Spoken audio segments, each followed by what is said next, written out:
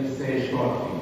There are a number of very sexy quantum effects like entangled states and action and distance.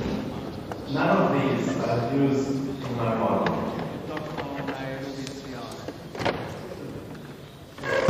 What I'm saying is, in considering evolution or how mutations occur, we have to consider that molecules are quantum systems that exist in quantum states. That will never be averaged away. An individual molecule forming a chemical bond, that is a quantum process. It can never be averaged away in this individual case.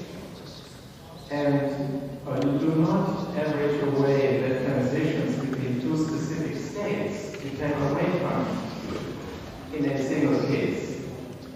Now, the state of theory refer usually to, or are said to refer to ensemble, so I was very interested and excited by Anita Gold's experiments. You can see single molecules. Single molecules will make transitions, and then these are quantum effects that are not averaged out by the environment. And I think you just cannot overlook this. And then if you have a number of virtual states, this system can make a transition to, well, there is a selection in that some are more probable than others. So, and the other point is that the wave functions of these virtual states, their order is totally determined by the system. I don't know if we can precisely calculate for something that large as DNA, but approximately already, and we certainly can do it for small molecules. The change of virtual order to real order and real order to virtual order in spectroscopy is a triviality.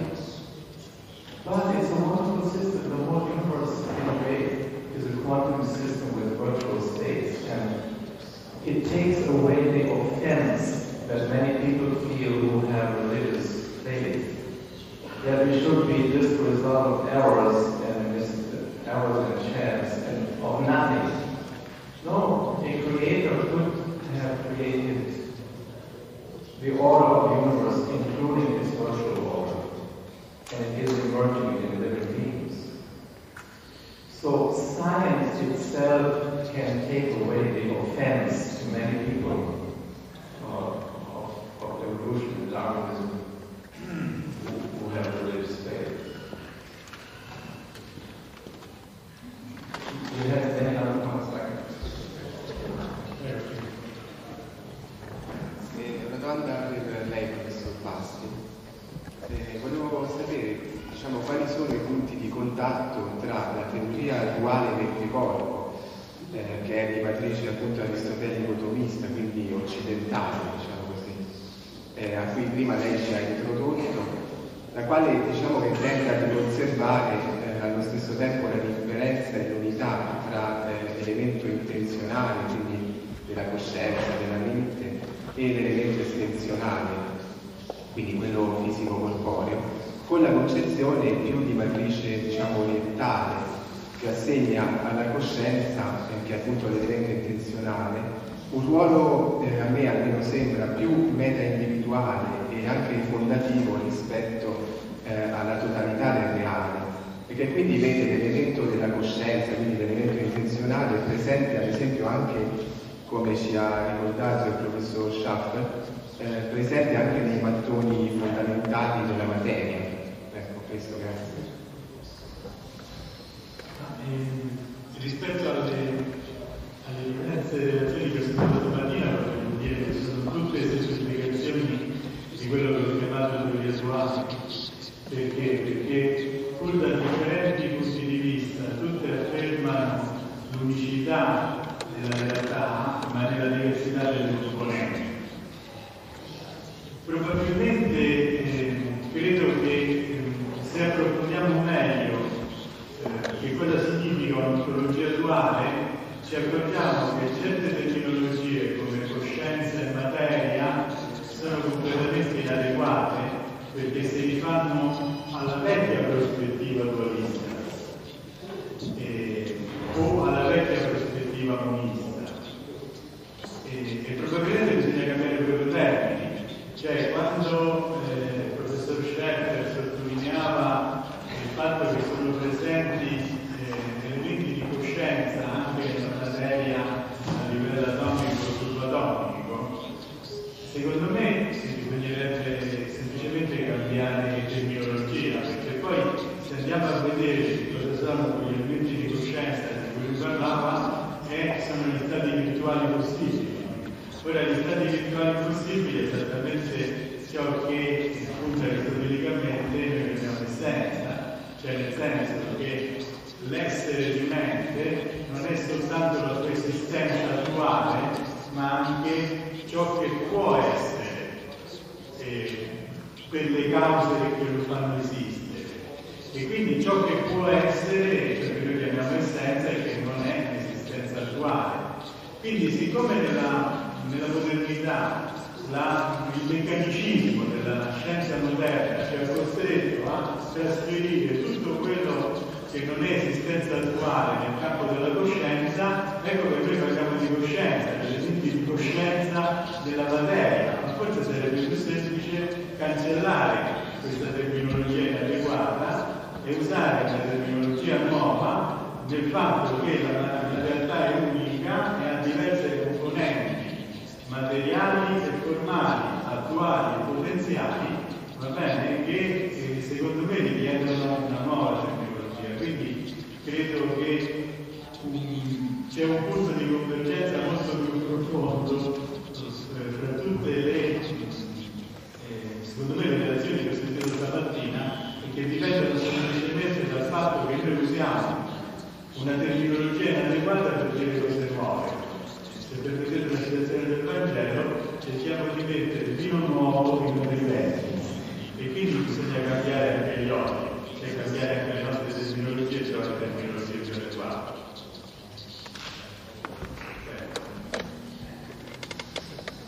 Volevo chiedere al professor Sonnoni, vorrei fare un aggancio ad un problema sociale di carattere etico.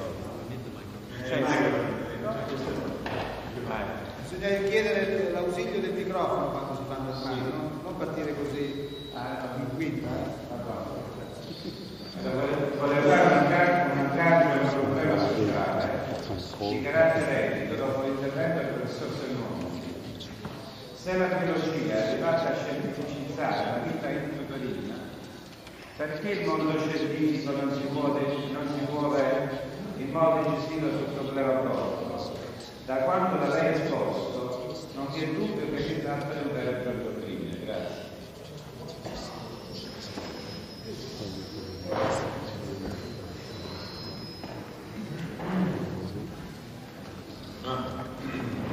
La risposta è difficile. Il problema d'oro non si può affidare. I biologi non hanno il modo di definire la presenza della vita nell'organismo. Qual è il momento in cui nell'organismo c'è la vita e quindi non c'è la vita?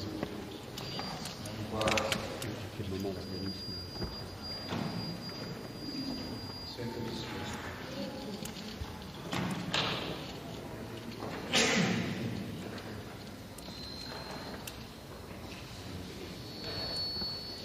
Quindi trovo che sia abbastanza pericoloso l'intromissione del biologo nel problema della nostra.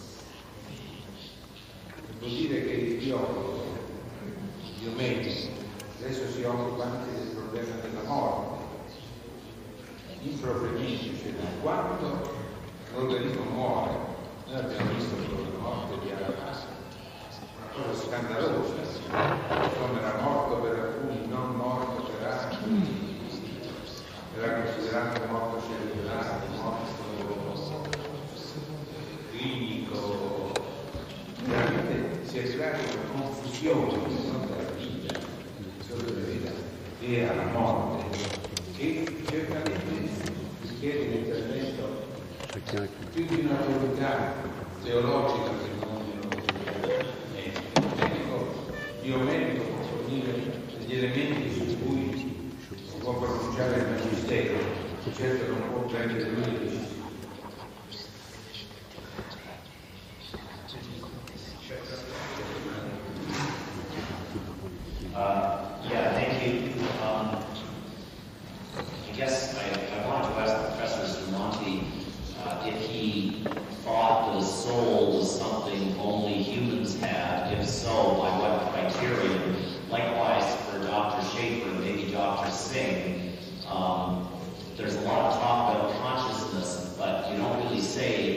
who gets to be conscious and who doesn't? Are these concepts only restricted to humans? If so, why? If not, why not? I would guess Professor Schaefer would say, yes, they are restricted to humans, and Professor Singh would say, no, it's not. And I would like better criteria as to which answer I should come down on, why. But first, the related question is the soul. If humans only have souls, by what criteria do we say this? If not, who has them, who doesn't?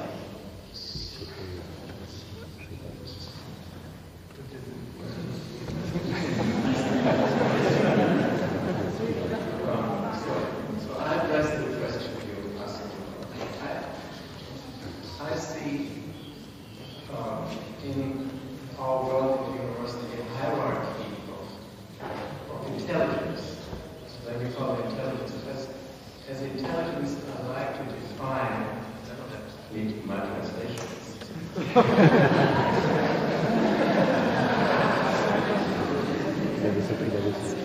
As the intelligence system, I like to define a structure that uses information in an organized way.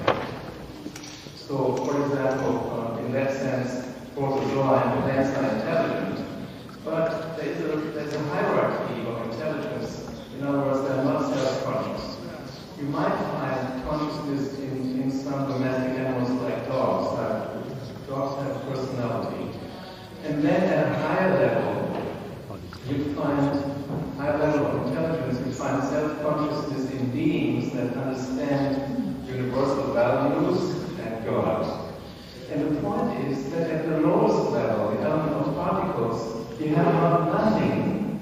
You have the level of intelligence, but only to the extent that do not, of course, have a consciousness. You have a level of intelligence to the extent that they can react to information in a mechanical, an automatic way, not in an organized way. That is more than a stone can do. You might say, in the same way that elementary particles exist between the idea of a thing and a real thing, as Heisenberg said. They have properties that are between those of a mind and no mind. They are not exact. As well, they have properties that are between those of a living organism and no life. So, you can't say everything in 25 minutes. I'm glad I can make this comment. Language is a difficulty, and you're right, terminology. What if they can react to information like a mind, as far as it's mind, but it doesn't mean they have consciousness. Still, they are sensitive to information, which is an incredible thing. I'll respond. I agree with Professor Penrose in some area that to distinguish that with consciousness and understanding. Like a computer, he says, the computer always sophisticated and it may look like things like human behavior. So let's say it's a sophisticated computer. But computer will never understand what the computer is doing.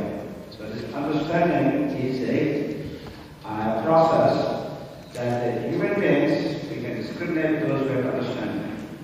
The programmer has a program and he understands the program. The computer does X as a machine. It's like a push button and something happens. But that program is provided by the programmer.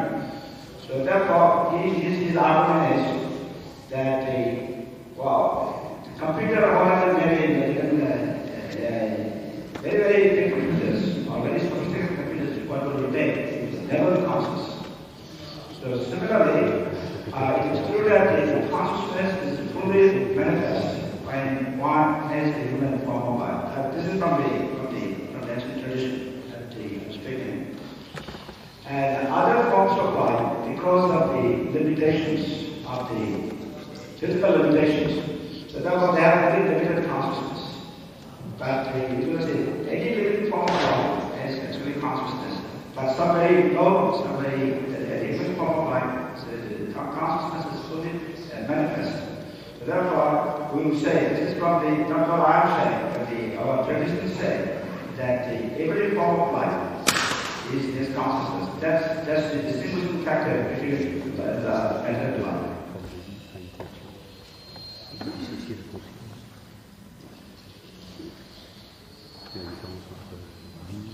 Allora io ho veramente detto che l'anima non esiste solo nell'uomo, ma anche negli altri animali. Noi siamo in una fase in cui cerchiamo quindi facile di capire. Io sono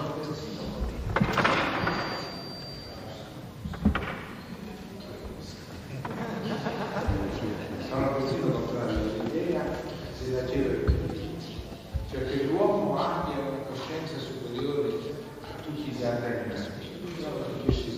L'uomo ha una razionalità gli altri animali, ma l'uomo ha perso attraverso questa razionalità molte capacità di percezione della realtà che altri animali hanno. Quindi l'uomo deve continuamente guardare agli animali che sono ricchissimi di capacità di vita che noi abbiamo, di sintesi, si chiama.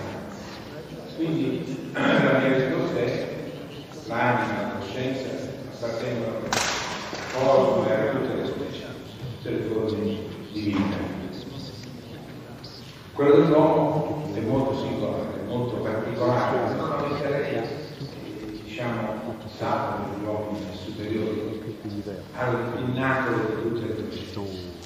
Io sono convinto che molti uomini ne hanno solo una serie di luoghi comuni, che sono questi inferiori che molti animali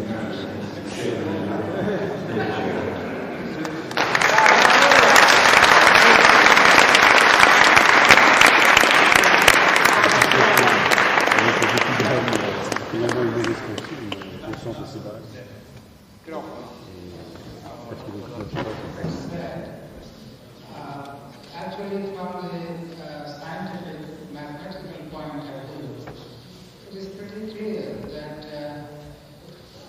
what Dr. Schiffer is talking about is actually called cognizance.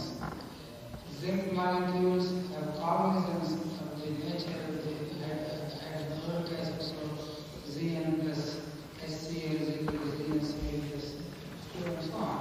So they interact with each other. And this comes into mechanical kind of consciousness, which is called cognizance. But the zinc molecule is not consciousness, as Dr. Singh said. Is not conscious of the statement that he is cognizant of his abilities. You see, so in consciousness there is this self-reference. And that is what I'm telling you. And so now, so far as humans, well, I really agree with this speaker that even in humans it's not, consciousness is not equally spread. Some of the great saints are far more conscious than some ordinary people, myself. On the other hand, I would also like to say that see, even between animals and humans, I mean, you see many insects, you see, are conscious of certain sounds, which I am not conscious of. Because as a dead man is lying in the bush, I pass by, I want to smell the blood, but some dark wood. So I really cannot state that my consciousness is always superior to the consciousness of each animal. That's what is the situation that I do.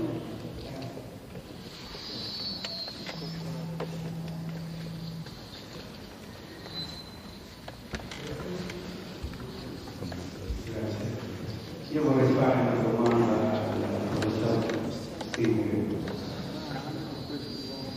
Se al momento del concepimento di un essere umano inizia la vita e quindi la progressione della coscienza, e se tutto questo è inizio, fine, inizio, e quindi è un cerchio che non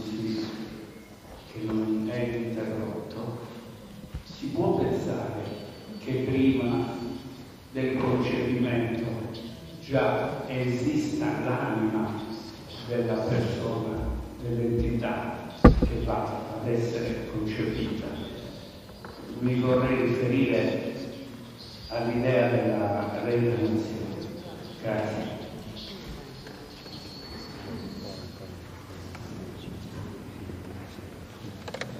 Yes, according to the Vedantic conception of life, life is an eternal principle.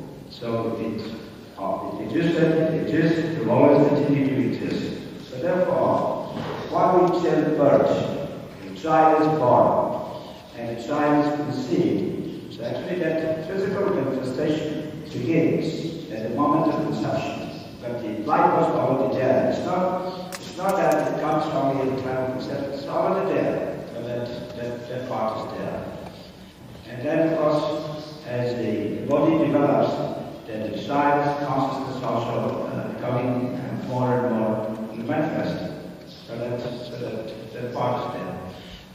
Regarding I think some of the remarks about some human beings are low consciousness, that actually is possible, but the full capacity of developing full consciousness is possible in the form of life, various other forms of life. But in the case, there's another principle in our tradition called karma. Karma means the degree of activity, either good or bad, that a person does. So this is actually according to the karma of the individual. Desire, that again the free will comes, the freedom to choose, freedom to act, freedom to eat. So these are the qualities of life. So according to that the individual, even human beings are affected. And therefore we can see there are certain differences of, let's say, levels of consciousness in the human form of life. So that is there within the paradigm, within the Vedantic paradigm. So that is also there. Thank you. One last question, if possible.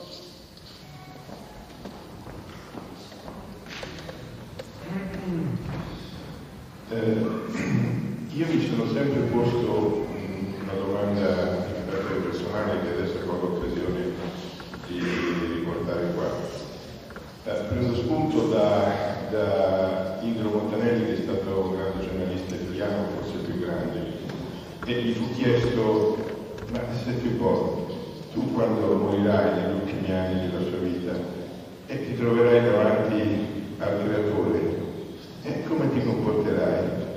Montanelli, che era un toscanaccio molto verace, disse: io gli andrò davanti e gli dirò a brutto muso: ma perché non mi hai fatto il credente? Colgo spunto da questa osservazione per riflettere su una cosa. Dal momento del Big Bang in poi c'è stata un'evoluzione dal caos primordiale, bla bla bla, fino a un ordine, fino a un'evoluzione molto specifica, con l'uomo che è al vertice di questa evoluzione, con una logica, una razionalità, una qualità artistica, estetica, etica, logica. E allora io mi chiedo ancora, a proposito di quello che ha detto il professor Sigli del libero arbitrio, ma questo libero arbitrio, che in sostanza effettivamente c'è, lo trovo una nota così disarmonica nei confronti dell'idea che io ho di Dio, perché se Dio esiste e io non ne ho la consapevolezza, perché ovviamente siamo qui per cercare di capire, ma allora se Dio esiste, ed è, secondo anche la religione cristiana cattolica, l'essere perfettissimo supremo, veramente mi chiedo come possa ammettere in una situazione attuale, non dico prima, quando c'è stato il rapporto evolutivo, il modo primordiale, ma adesso che siamo in una situazione così evoluta, ancora ammettere determinate cose che sono così veramente oscene per la coscienza di qualsiasi persona. Allora io mi chiedo come è possibile che questo libero arbitrio venga tollerato o dia ancora origine, sempre se Dio esiste, e permetta che avvengano delle cose che sono appunto così un insulto al consenso, alla ragione, alla coscienza di tanti individui. Sapete perfettamente a cosa mi posso riferire. Grazie.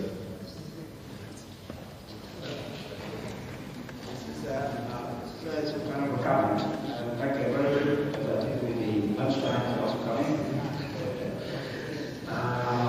Yeah, this is free will, and the individual's desire that manifests in the form of karma. Karma means the individual's activity. These are very important elements. So what happened in the Western culture? These are not very seriously talk about it. So I think for that way there is a little confusion here. So my feeling is that what I've learned is that once it is very properly, let's say, understood, then it's like I said earlier in the lecture, that why bad things happen to good people, or why someone is born with a vanity. Say, if God is not merciful, why is such things happening in the world? So therefore, this is like a claim to God. But I think we need to recognize our own, let's say, even past life. Say that past life, present life, also future life. So this eternality of life is understood. And it is born, I think, cultivates, I think, some form of this knowledge of humility, this culture of humility and respect. And my own, let's say, self-examination, is the introspection of this individual. I think if these things we call bhakti, this is devotion. I think in the, like it is very similar to San Francisco of Assisi. His lifestyle is very similar to what we I think it's a very important principle that even in science, that when the scientific discovery, most of the scientists say that they feel very humble that when they kick off supreme bottom source. So this humility and respect, if this is, we can apply this concept, then I think it is the other things that I did blaming God or whether something against the existence of God, I think this would be very much minimized. Of course, at the time of death, when the death comes, according to our tradition, a person that remembers, because some kind of a remembering process will happen, so that will come. According to that, the individual will land in death, or will be directed according to that, let's say, consciousness at the moment of that comes, he will become, and he also will become their destination. Yeah, this is a little bit coincidental discussion, but I just say that this is what is told in the ancient traditions. That is the great Vedanta in this section.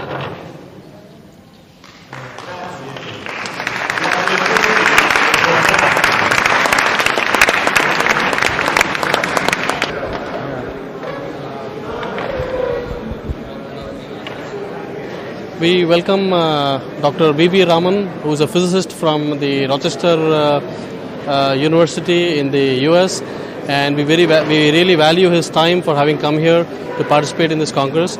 Good afternoon, Dr. Raman. Good afternoon. It's a pleasure to be here. How do you see the Congress going? Well, there have been many interesting presentations. Most of all, I like the idea that we are meeting with people from different backgrounds, scholars, scientists, and people given to faiths. But what impresses me most, and for which I'm very grateful, is that we have here representatives not only from the fields of physics and biology and chemistry and so on, but also from different religious traditions, which is very important in this day and age. I always feel that as important as it is to bridge science and religion, even more important is to bridge or to develop understanding and mutual respect amongst the different religious traditions. And that's what we have accomplished here. Do you agree with the common viewpoint among the spiritualists that life comes from life and not matter? This is not so much a matter of agreeing, because in the sense that there are many aspects of life which can be understood and explained by regarding the purely material dimension of life. But there are also ultimately aspects of life which are beyond what may be called the scientific, logical, analytical modes of understanding. Because to me personally, life and more importantly consciousness are grand mysteries. And insofar as they are mysteries, I regard them as belonging to religion. Because as I see it, it is in the face of mystery that we experience religion. Once a mystery is answered, it becomes a dogma. And that is why we find that even though all religions experience the mysteries, differences arise when different religions offer to explain the mysteries. You see, so there is a difference between experiencing mystery, as I do when I do my meditations in the morning, and finding answers. Answers are interesting at a certain level of experience, but they take away the mystery, and that, to me, that's very important to have the mystery. Can you share with us what meditations you do at your house? Oh, I do. I've been doing for many, many years now. I only have 3 to 5 minutes of silence, and I try to focus my mind on something, on what I call the mystery, and that mystery I really can't say in words. Okay. Yeah. Do you feel that this mystery is answered in our ancient Vedanta texts like Bhagavad Gita or Srimad Bhagavatam? I do feel that the mystery is answered in a particular way. But again, we can look at it from the perspective of, if I'm talking like as a Hindu or as a Vaishnavite or a Saivite, those answers give me inner peace. But I also consider things from other point. If it's a Christian or a Muslim or a Jew or of any other tradition, they may not be satisfied with those answers. And therefore what happens is the ultimate answer versus the local or the specific reference system answers are different. So for me, I'm talking for me personally, you see, a particular kind of answer is more than not only satisfactory, it is satisfactory. But there is a difference between being intellectually satisfied and spiritually fulfilled. And for me personally, spiritual fulfillment comes from simply experiencing the mystery, not in answers. See, and so that is where I differ from many people, because I do share the answers when I'm a thinking person. But to me, there is more to life than simply thinking and finding answers. I'm very happy as a scientist because science explains, but explanation is not the only thing in life. There are deeper experiences which transcend explanations. Okay, one final question. Vaishnavas believe that the Bhagavad Gita or Bhagavatam is not only for Hindus. It is for the entire human race, because it is mentioning about the soul, and soul is for everybody same. So why do you think that there will be a problem in the Christians or in any other religious people for followers to accept this? Well, I'm not saying there will be a problem, but that there are problems, because just as we feel, I read and reflect on the Bhagavad Gita. For a long time I've been doing, but I have met people of other faiths who feel likewise that the Quran or the Bible are the ultimate revelations. I'm not going to argue whether they are right or wrong. I'm talking about the human condition where somehow for various historical or divine will, we don't know. But there are these differences, and what I'm trying to say is whereas each of us should, in my view, have a particular faith system, and while all of us would like that to be universal, historically that has not happened. And that is my reason, the way I see it. This has not happened because we have tried to unravel the mystery. See, and once a mystery is unraveled, it belongs to a particular tradition. See, that is the... I personally like to think that the message of the Gita is universal. But as we saw in these discussions, that is not what actually happens. And the way I try to understand this is in that way. Have any questions? Thank you very much, Dr. Raman, Well, for your presence. Thank you for your time for the interview. Wish you a pleasant stay. The second International Conference, Life and Origin. So I'd like to present to you our chairman for this session, Dr. Jagdish Srivastava. He is a leading physician from the Colorado State University. He earned his doctorate degree from the University of North Carolina, Chapel Hill in the U.S. Dr. Srivastava is also a contributor to the Journal of the Bhaktivedanta Institute, Savignana, Scientific Explorations for a Spiritual Paradigm. Please join me in welcoming Dr. Srivastava.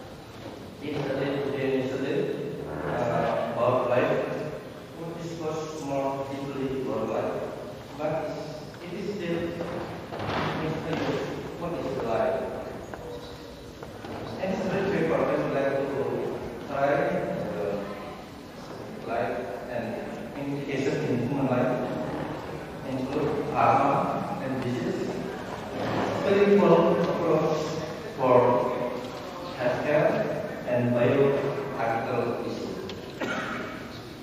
Next slide. But before continue the topic, maybe I would like to brief about life.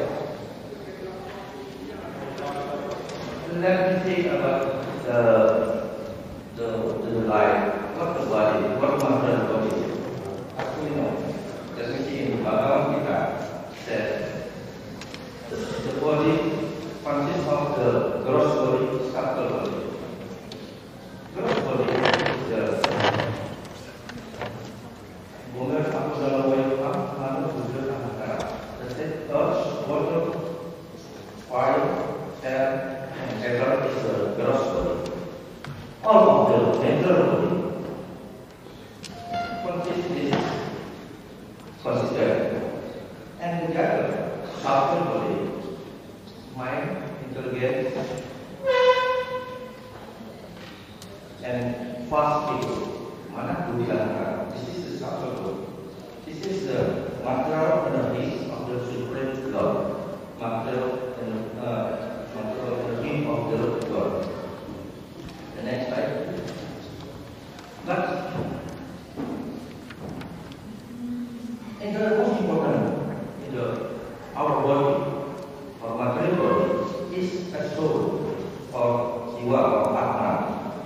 This is a pure consciousness. As said in Bhaktivedanta, the living in this time world are mind and internal fragmented parts. Due to continuous life, the astral body very fast with the sixth sense which includes the mind.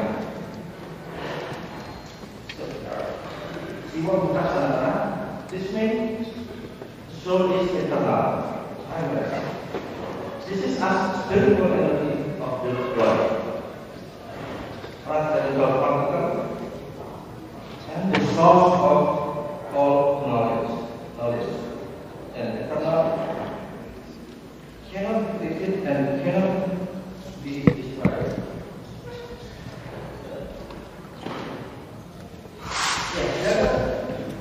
The other text states that that we profess the infallible is incorruptible. No one is able to destroy that imperishable soul. And not so. There is no ever birth, nor death at any time. It has not come into being, does not come into being, and will not come into being. It is unborn, eternal, ever existing and universal. It is not life when the body is solid. Yes. So the soul, the life, the real life is small fragment part of super spirit or super law, and full knowledge and full consciousness. Consciousness is a symptom of the soul. Next slide.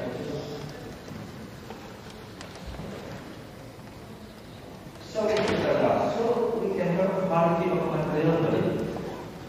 Quality of material body is to affect of the three modes of natural law. Three modes of material is called three guna. The material body will be transformed according to the level of consciousness or karma. The three guna is sattva guna, meaning goodness, raja guna, passion, and tam guna is ignorance. Next slide. So, the matter body is very highly. So is eternal.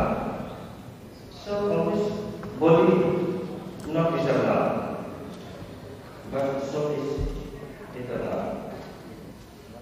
As the changing process of soul to another body is It's called reincarnation or transmigration of soul.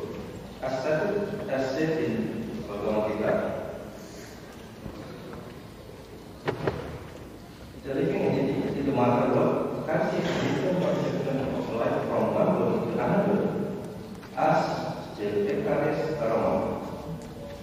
Thus, it takes one kind of body and gives back take another body. This is the reincarnation, the process of reincarnation. The transmigration of soul from one body to another body. An individual is born, alive, die, and is reborn many times. The journey and when the soul is with the divine. Slide this.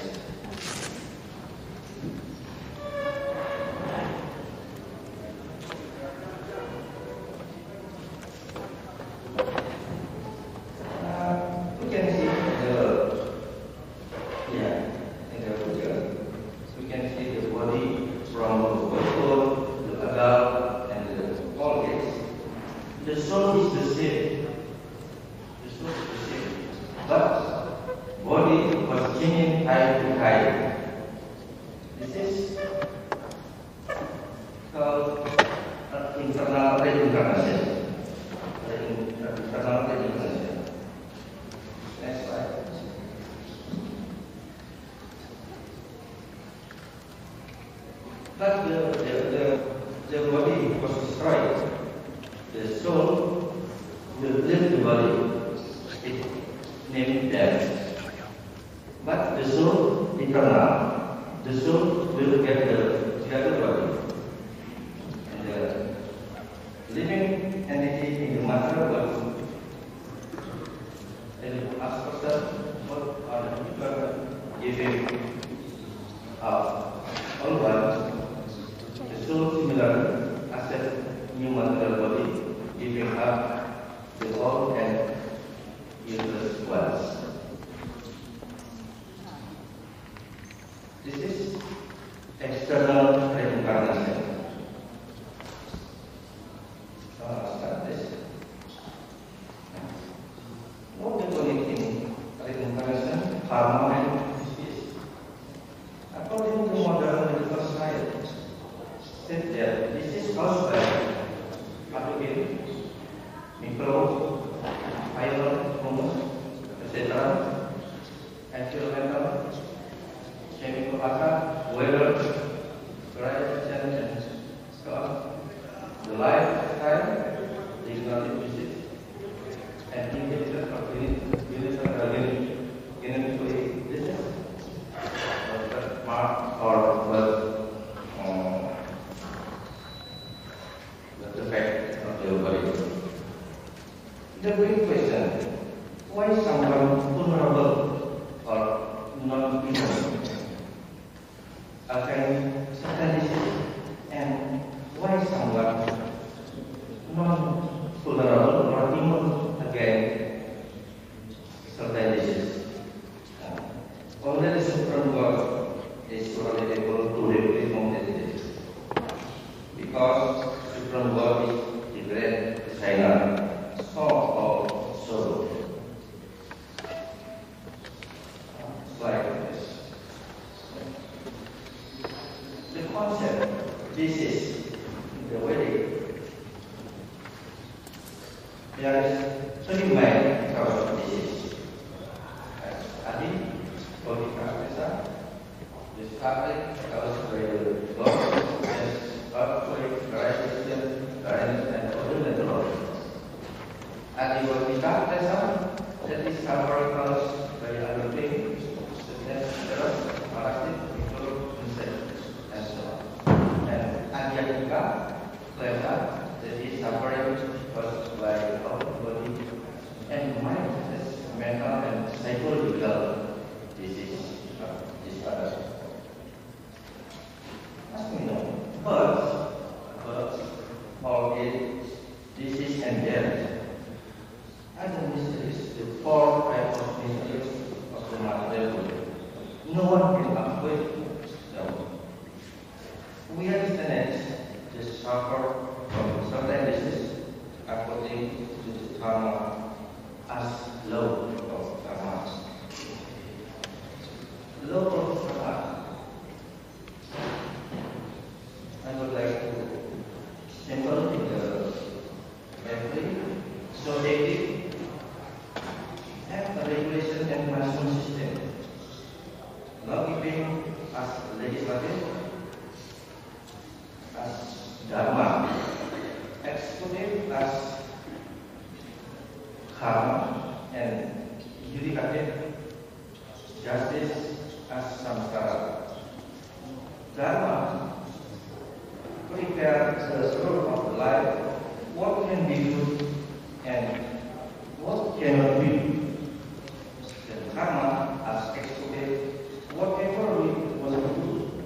cause, action, and reaction, law of karma.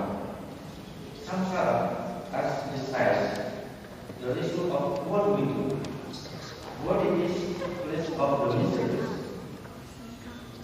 Our present body, according to karma, in the past, and the present karma will prepare future body in the next.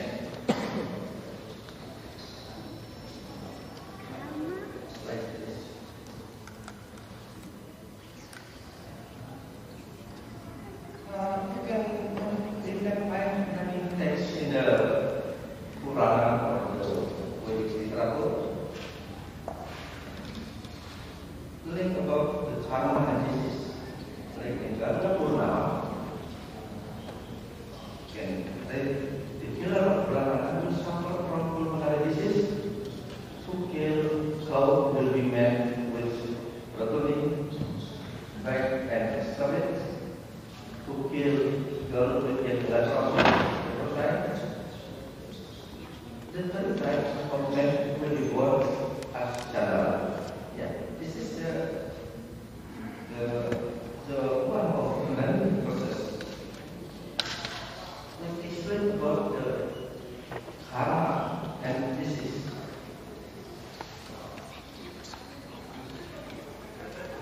So many.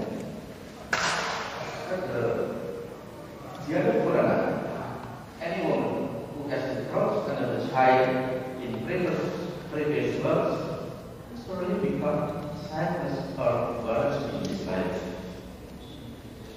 And so we are next.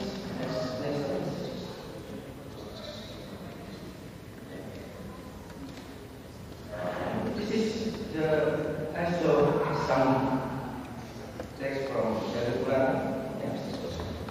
Who is full of his physical strength, and mistrust his power in opposing and fighting with others, will suffer from epilepsy. As we know, epilepsy. Maybe in modern science, cannot explain what the real causes of the epilepsy. So, this is next slide.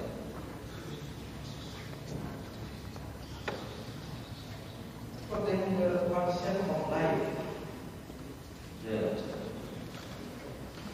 human life, not only consists of physical body, emotional, social, but also spiritual. Definition comes by W. H.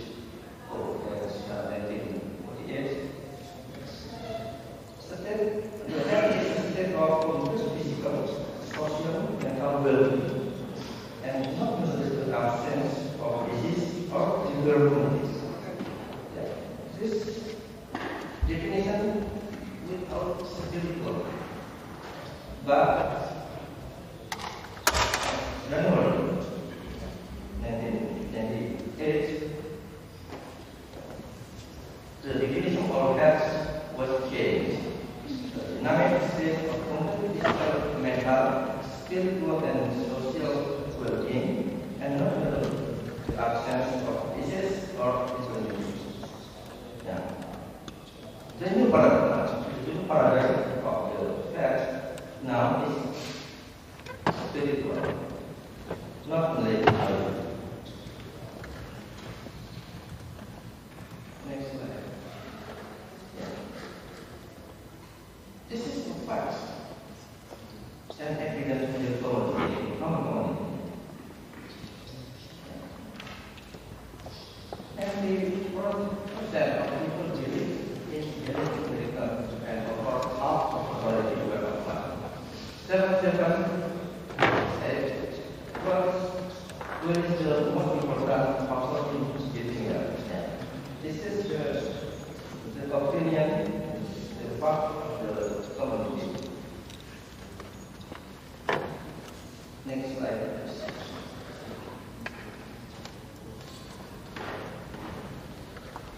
This is, I saw the scientific result, because scientific data about spirituality and the mental health. Depression or further study. 21 perspective of our study greater resilience associated with less of depression. Greater radio business associated with less depression. And yet greater radius involves associated with less risk of suicide.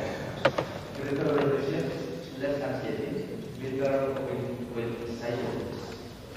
schizophrenia, no different.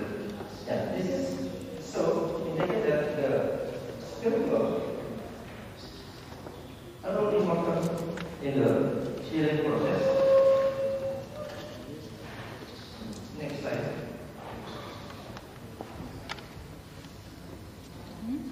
Study the scientific evidence. The study by college.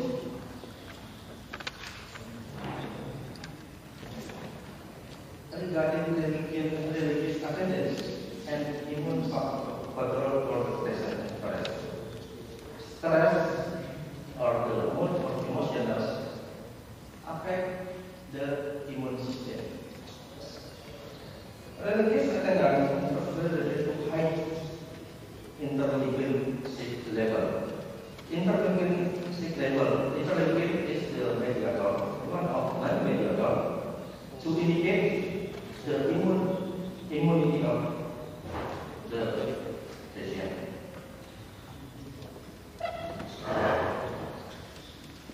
The subject that study about connecting spiritual mind,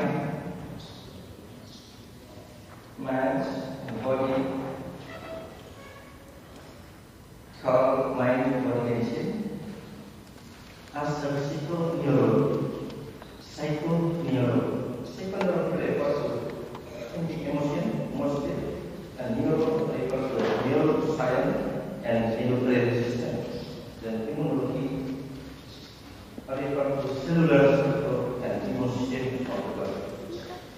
This modality brings a new expanded model view by psychosocial spiritual approach. Next slide, please. Next slide.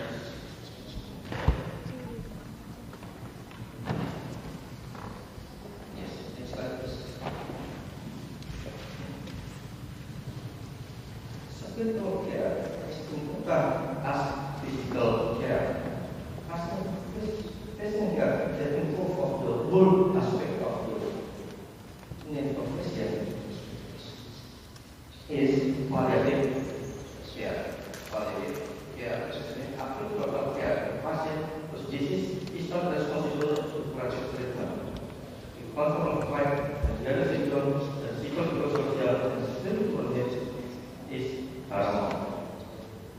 Yeah, next slide, please. The fundamental aspect of spiritual care include the prayer, meditation, and including sense of